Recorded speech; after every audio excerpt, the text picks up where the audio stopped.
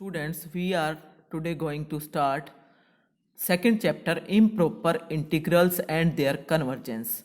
This is the first chapter in unit 2. Important chapter, ध्यान से करना है। तो डेफिनीशन देखो क्या है इसकी। एक्चुअली इसकी ज़रूरत ही क्यों पड़ी, आपको पता है कि इन रीमान इंटीग्रेशन हम क्या करते हैं कि जो इंटीग्रेशन की रेंज लेते हैं वो फाइनाइट क्लोज्ड इंटरवल लेते हैं ए बी, है ना। और फंक्शन एफ कैसा होता है, बाउंडेड होता है क्लोज्ड इंटरवल ए बी पे, और तभी हम इंटीग्रेशन निकालते हैं। और अगर फंक्शन रीमान इंटीग्रेबल होता है तो उस केस में वो कन्वर्जेंट कहलाता है, means that is proper integral, क्योंकि इसमें ए और बी जो है वो भी फाइनाइट है और एफ कैसा है, बाउंडेड है। लेकिन ऐसा जरूरी नहीं है कि हर इंटीग्रल में ये कंडीशन सेटिस्फाई हों, तो इसलिए हमें जरूरत पड़ी इम्प्रॉपर इंटीग्रल्स की। तो इम्प्रॉपर इंटीग्रल वो होते हैं जो जिसमें या तो लिमिट एक या दोनों इनफाइनाइट हो जाए, और या फिर जो एफ है वो अनबाउंडेड हो जाए between the limits a to b. तो इसलिए अब इम्प्रॉपर इंटीग्रल की डेफिनेशन देखो क्या है। The integral A to B F D X is called an improper integral if either A और बी और both A and B are infinite or the integrand f becomes infinite, means unbounded on the interval a b, closed interval a b. Sometimes we call this integral an infinite integral or generalized integral. The integrals, अब examples देख लो, 0 to 1 1 by x minus 1 dx। इसके अंदर क्या है कि limit तो दोनों finite हैं, लेकिन 1 के ऊपर पुट करोगे तो ये फंक्शन वैल्यू इन्फिनिटी हो जाएगी, तो इसलिए इम्प्रॉपर है। फिर -1 से 1 1 बाय एक्स, -1 से 1 के बीच में 0 आता है, 0 पे ये इनफाइनाइट हो जाएगा। और ये 1 बाय एक्स 4 माइनस एक्स, ये 0 पे भी इनफाइनाइट है और 4 पे भी इनफाइनाइट है। फिर इसमें माइनस इन्फिनिटी और प्लस इन्फिनिटी दोनों ही लिमिट इनफाइनाइट हो गई हैं। फिर यहाँ पे आपके पास 1 टू इन्फिनिटी, ये इन्फिनिटी हो गया है, ठीक है। तो ये सारे एग्जाम्पल्स हैं इम्प्रॉपर इंटीग्रल्स के। अब types of improper integrals, 3 types के इम्प्रॉपर इंटीग्रल्स होते हैं, और उसमें सबसे पहला है improper integral of first kind. तो फर्स्ट काइंड का कौन सा होता है, this integral a to b f dx is said to be improper integral of first kind if either a or b both are infinite but the integrand f is bounded, मतलब function bounded हो लेकिन limits जो हैं उनमें से एक या दोनों इनफाइनाइट हो जाएं। तो जैसे कि ये एग्जांपल है 0 to infinity 1 by 1 plus x square minus infinity to infinity e to the power minus x square d x, ठीक है ना। इसके अंदर देखो ये फंक्शन हमेशा ही इसकी वैल्यू लेस देन और इक्वल टू 1 रहेगी, चाहे x की वैल्यू इन्फिनिटी तक चली जाए तो भी। तो फंक्शन बाउंडेड है लेकिन लिमिट एक इनफाइनाइट हो गई है। तो इसी तरीके से ये भी बाउंडेड है e की पावर माइनस एक्स स्क्वायर, लेकिन ये इन्फिनिटी की लिमिट्स आ गई हैं। ये भी फंक्शन जो है ये आपके पास क्या रहेगा, बाउंडेड रहेगा, लेस देन और इक्वल टू 1 रहेगा, ठीक है। तो इस तरीके से then improper integral of second kind, the integrand a to b f dx is said to be improper integral of second kind if f has a finite number of points of infinite discontinuity in a b। मतलब अगर a और b interval के बीच में f जो है उसकी finite number of discontinuity के points हो जाएं, तो उस केस में वो फंक्शन, वो इंटीग्रल कैसा कहलाएगा, सेकेंड काइंड का। The points where f is unbounded on a b are called points of infinite discontinuity of f in closed interval a b. For example, लेकिन लिमिट्स कैसी हैं, फाइनाइट हैं इस केस में, ए और बी कैसी हैं, फाइनाइट हैं। जैसे कि ये है 0 to 1 1 by x 1 minus x, इस केस में 0 के ऊपर भी फंक्शन इनफाइनाइट होगा और 1 के ऊपर भी इनफाइनाइट होगा, लेकिन दोनों लिमिट कैसी हैं, फाइनाइट, तो सेकेंड काइंड का हो गया। ऐसे ही ये वाले में -1 और 1 के बीच में 0 है जिसके ऊपर फंक्शन इनफाइनाइट हो जाएगा। तो ये आपने चेक करना आपको आना चाहिए। और तीसरी काइंड क्या है, improper integral of mix kind या third kind. In this case an integral has limit of integration infinite हो सकती है और उसके अलावा आपके पास फंक्शन एफ के इनफाइनाइट डिसकंटिन्यूटी के पॉइंट्स भी हो सकते हैं। तो मिक्स हो गया, तो दोनों तरह का मिक्स हो सकता है, तो that is called mix kind और थर्ड काइंड। फॉर एग्जाम्पल मान लो आप 0 से इन्फिनिटी 1/x ले लेते हो, तो यहाँ पे लिमिट भी इन्फिनिटी हो गई और 0 के ऊपर फंक्शन की वैल्यू भी इनफाइनाइट हो जाती है, and therefore this is mix kind या थर्ड काइंड। ऐसे ही माइनस इन्फिनिटी टू इन्फिनिटी अगर आप ले रहे हो तो इसके बीच में वन भी तो आएगा ना कहीं पे, तो 1 - 1 करके यहाँ पे उस 1 के ऊपर ये कैसा फंक्शन हो जाएगा, अनबाउंडेड मीन्स इनफाइनाइट। सो मिक्स काइंड का है, सो थर्ड काइंड का आपका इंटीग्रल हो जाता है। तो ये आपको पहचानने आने चाहिए कि किस तरीके से आप काइंड करोगे। Then when the integral improper integral is of first kind, तो उसका सॉल्यूशन कैसे निकालते हैं। अगर मान लो इस तरह का है first case, a to infinity, upper limit आपकी इन्फिनिटी है, नीचे वाली फाइनाइट है, तो उस केस में उसको हम लिखेंगे equal to limit as t tends to infinity, limits t tends to infinity a to t integral f dx, where t कैसा है, a से बड़ा। अगर ये लिमिट एग्जिस्ट करती है और फाइनाइट है, तो उस केस में then improper integral is said to be convergent, otherwise it is said to be divergent. और अगर मान लो नीचे वाली लिमिट माइनस इन्फिनिटी है, ऊपर वाली फाइनाइट है, तो हम लेंगे limit as t tends to minus infinity t to b f dx, जहां पे t की वैल्यू कैसी है, b से छोटी।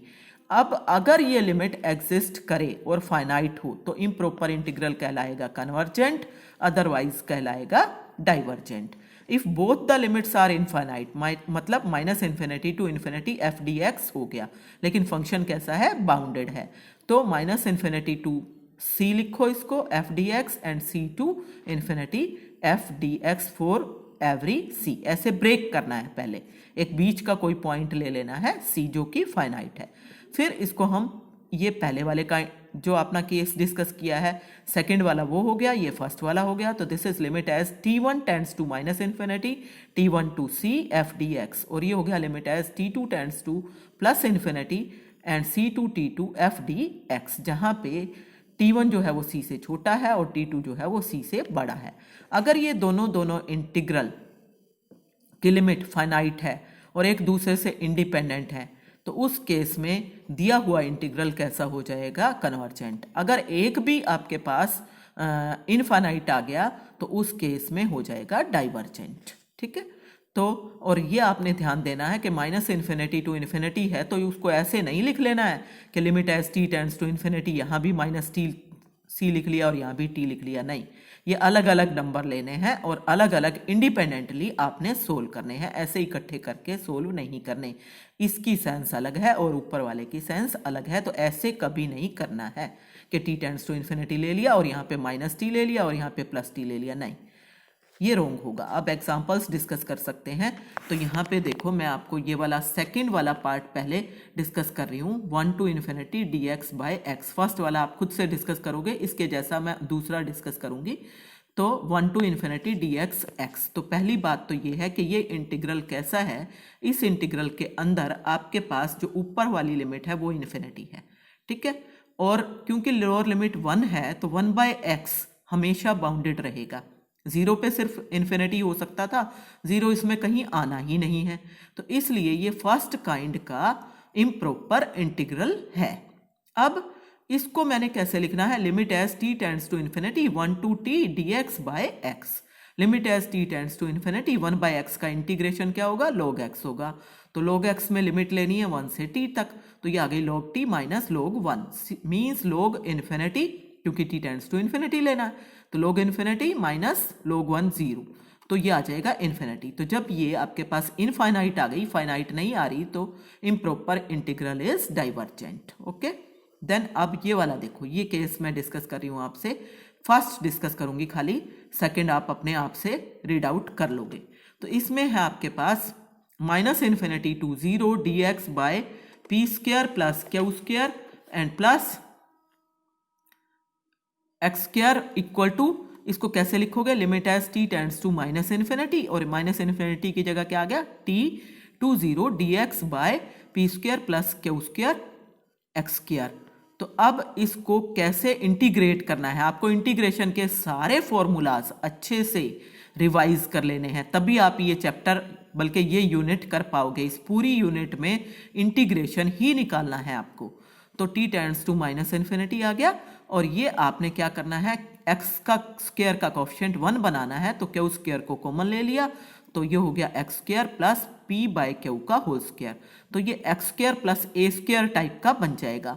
तो इस कांस्टेंट को बाहर निकाल दो, 1 by Q square T tends to infinity, और ये एक्स स्क्वायर प्लस ए स्क्वायर टाइप का हो गया। तो 1 by A means 1 by P by Q होगा, उलट के क्यू बाय पी आएगा, and tan inverse X by A, तो एक्स आपके पास ये divided by P by Q आएगा, तो पी नीचे और क्यू ऊपर आ गया, and limits from T to 0।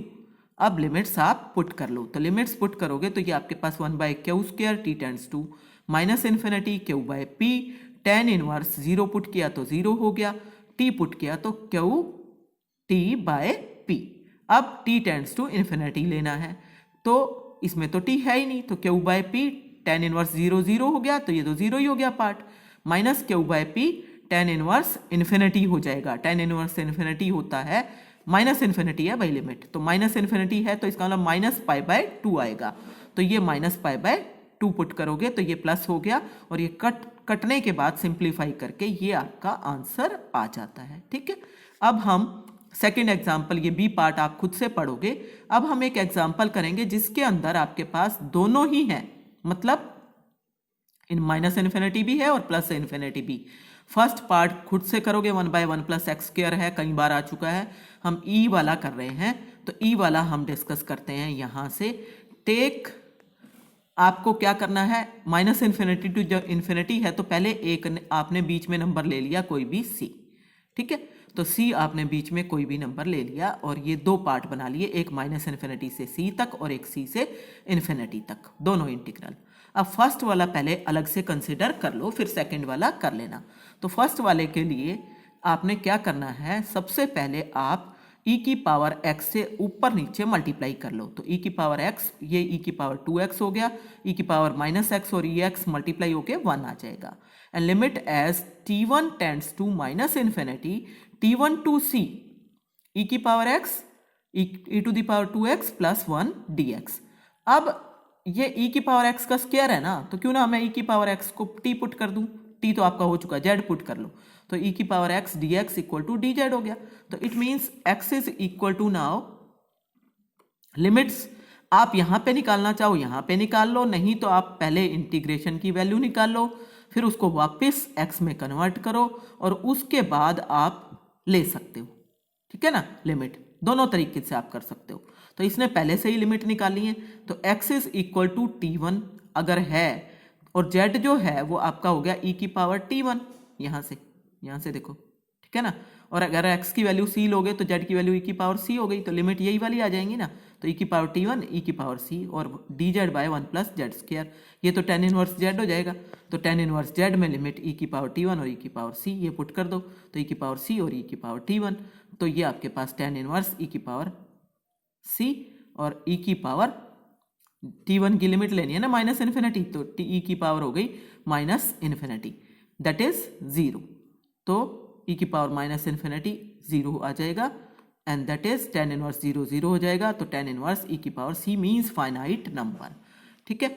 और अगर आपने c को 0 ले लिया तो उस केस में ये आपके पास e की पावर 0 मीन्स 1, tan इनवर्स 1 हो जाएगा, and that is pi by 4। आप 0 से भी क्वेश्चन कर सकते हो, क्योंकि माइनस इन्फिनिटी और इन्फिनिटी के बीच में c भी 0 भी लाइक करता है। अब दूसरा वाला इंटीग्रल उठा लो, और दूसरा वाला इंटीग्रल क्या है, c टू इन्फिनिटी e की पावर x e की पावर माइनस एक्स, फिर से इंटीग्रेशन तो वैसे ही करना है, लिमिट ही तो बदली है, और ये हो जाएगा limit as t2 tends to infinity e की पावर c e की power t2 dz 1 plus z square tan inverse z, limit put कर दो, तो ये e की पावर t2 और tan इनवर्स e की power c, t2 tends to infinity या e की पावर इन्फिनिटी मीन्स इन्फिनिटी आ जाएगा, तो tan inverse infinity means pi by 2 और tan इनवर्स e की पावर c, फाइनाइट नंबर आ गया ये भी। तो इसका मतलब, और अगर 0 होता तो ये वाला आपके पास e की पावर 0 1 आएगा मीन्स पाई बाय 4, तो पाई बाय 2 में से पाई बाय 4 घटा के pi by 4, therefore both the integrals are convergent, क्योंकि दोनों फाइनाइट आए हैं, तो जब आप सम अप करोगे तो भी तो आपके पास क्या आएगा, फाइनाइट नंबर आएगा, and therefore the given improper integral is convergent and that integral converges to pi by 2। जब दोनों को जोड़ोगे इन वैल्यूज को तो pi by 2 आपके पास आ जाएगा। तो यहाँ तक आप काम कंप्लीट कर लो।